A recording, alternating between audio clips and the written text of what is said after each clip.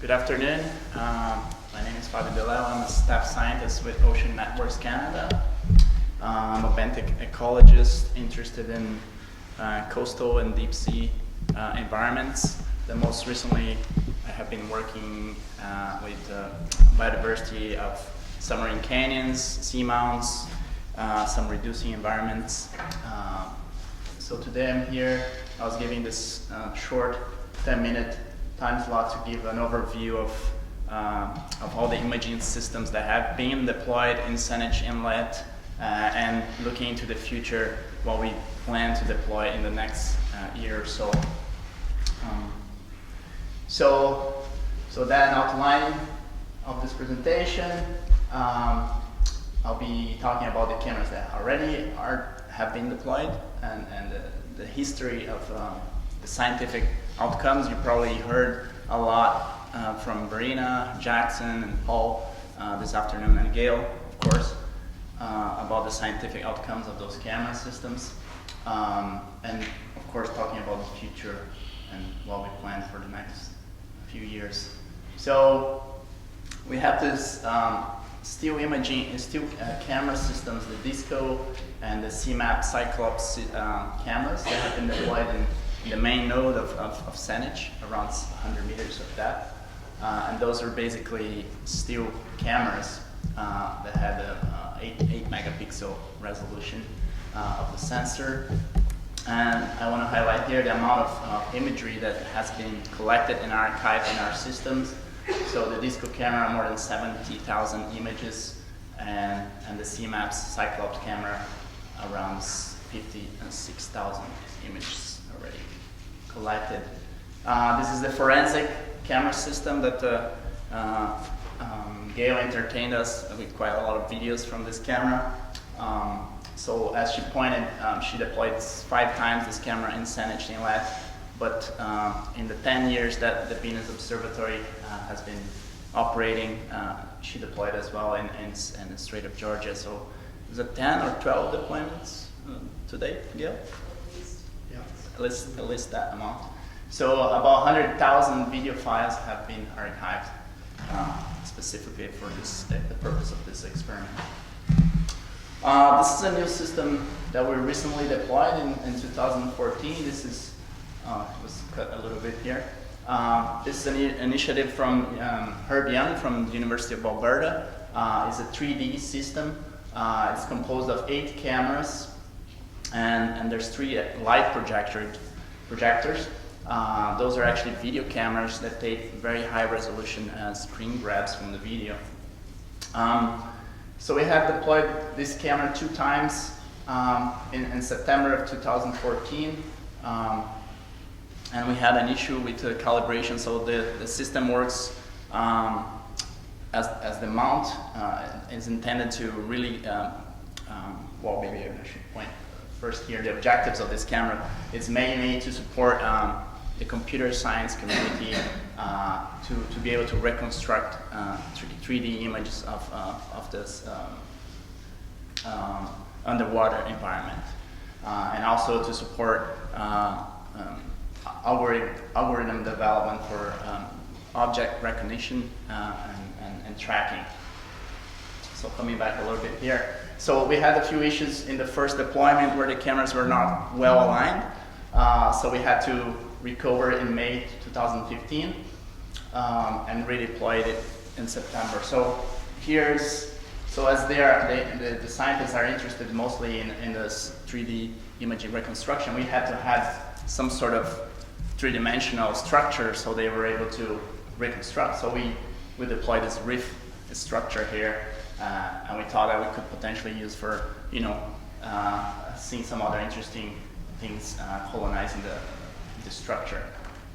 So in the first deployment, so since the light source for the cameras comes from those projectors, you could see that the images were quite dark.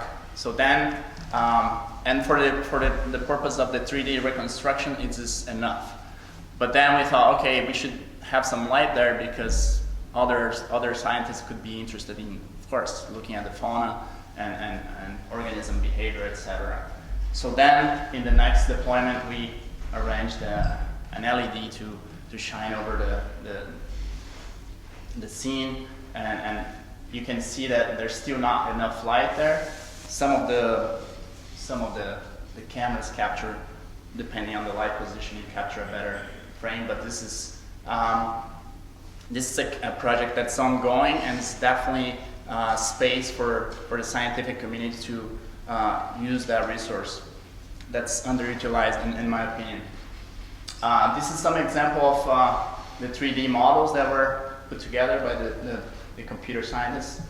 And as I pointed, there's those images can be used for benthic ecology's purposes. This is a short timeline with the deployments that we have. You can see the CMAP and DISCO deployments. Unfortunately, so the DISCO and CMAP were sort of the same camera system that one replaced the other. And unfortunately, in late 2014, the camera started to malfunction, and we had to recover the system. But we are, as I mentioned in the next few slides, with the project in development for deploying a new still camera in Saanich. And here are the forensic time series of video data and the 3D image camera. So I'm not going to go into detail this, but this is a little bit of the highlight of the scientific output of those cameras systems. I just want to highlight here, this is the most recent publication by Jackson, and it used as well the advantage of the robust transects that help to cover a larger spatial variability of the system. So this is something that we have been highlighting, the importance of using our mobile assets like the ROVs when we're operating and maintaining the infrastructure that provide a much better, higher impact on the science that's done. This is a little bit outdated, but this is just to highlight the importance of the video and still image systems. Sorry, it's not only video, but still imagery as well. This is for the whole network for Neptune and Venus all together. And of course, you don't see this since 2006. I'm on the works to compile that, but you can see there's a large percentage of the peer-reviewed papers that come out of the network that come from the video imaging systems. And if you account the number of instruments that we have in respect with the number of cameras, it's quite significant, the impact from the output from the camera systems. This paper is just to highlight that other than benthic ecology, we are also working with computer science to provide algorithms for automatically counting animals and whatever questions that the scientists may have. We may have automation, which is very useful when you have such enormous amount of data coming from those systems. So this essentially, they were trying to automatically count the squat lobsters and also bacterial mats in Saanich. So here, moving to the future, almost done here. So we have our sediment profiling images system that since I got here at ONC a couple years ago, this camera system has been in discussion, and we have Paul Snellgrove here and Martin Solon in the National Oceanographic Center that are the main interested researchers in using this camera. Essentially, you are able to have a edge image of the water and sediment interface, and you can study a lot of processes. For example, the linkages between the benthic diversity ecosystem function at ampersand temporal resolution. So you can study particle redistribution and the effects of biodistribution of the macrofauna, organism sediment interactions, and responses to long-term environmental change, of course at the very high resolution.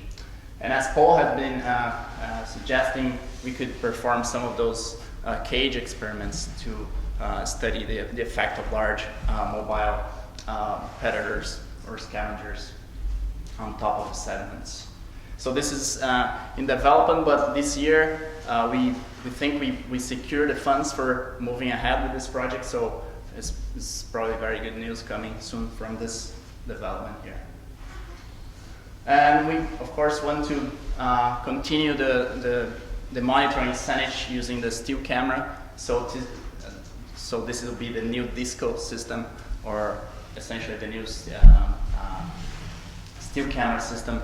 And we are about to make a purchase on this, so I was going to ask Jackson if he wants to discuss with us some of. So he made a thumbs up there. So yeah, we're defining. We are meeting two systems here, but we have some pros and cons essentially. But we are about to move forward with this project as well. And this why the system failed is that we didn't have a very good connection with the computer share station that we're storing the images. So now we plan to have a much better communication with the camera. So we are able to control all the features of the camera. Essentially, that would be one of the main novelties. So here, also potentially very good news. We had an acoustic camera that was deployed in Saanich last year, but unfortunately flooded. So essentially, with a camera like that, and with an acoustic dual high frequency camera, you can study behavior of the fauna and the fish and the invertebrate fauna, but without the bias of having to use the lights.